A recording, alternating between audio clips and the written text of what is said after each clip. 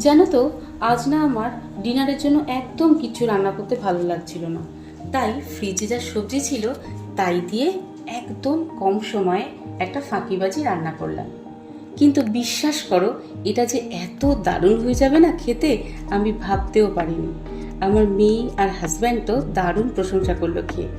আমি এটা পুরীর সাথে সার্ভ করেছিলাম। চলো এই ফাঁকিবাজি রান্নাটা আমি আজ তোমাদের সাথে শেয়ার করি।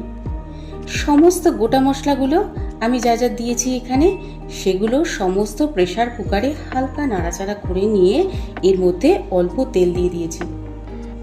কি কি গোটা মশলা দিয়েছি তোমরা একটু ভিডিওতে দেখে নাও।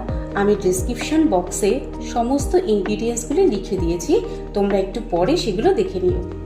এরপর মাখনা ও কাজু দিয়ে হালকা নেড়ে চেড়ে গাজর, বিনস, পেঁয়াজ, টমেটো, ফুলকপি সমস্ত সবজিগুলো দিয়ে অল্প নুন দিয়ে একটা সিটি দিয়ে সেদ্ধ করে নিলাম। এরপর সবজিগুলো সেদ্ধ হয়ে গেলে একে একে তুলে নিয়ে একটা পাত্রের মধ্যে রেখে একটা মিক্সার গ্রাইন্ডারের মধ্যে ওই গোটা মশলাগুলোর সাথে কাজু ও মাখনা, পেঁয়াজ, টমেটো, নুন ও হলুদ দিয়ে একটা স্মুথ পেস্ট তৈরি করে নিলাম। তারপরে ওই সেদ্ধ করে রাখা সবজিগুলোকে কেটে নিলাম। কিছুটা পনির আমার ফ্রিজে ছিল, সেটা কেটে নিয়ে নুন হলুদ মাখিয়ে অল্প তেলে হালকা ভেজে তুলে রাখলাম। তারপর কড়াইতে তেল দিয়ে তার মধ্যে আদা ও রসুন বাটা দিয়ে কিছুক্ষণ নাড়াচাড়া করে নিলাম।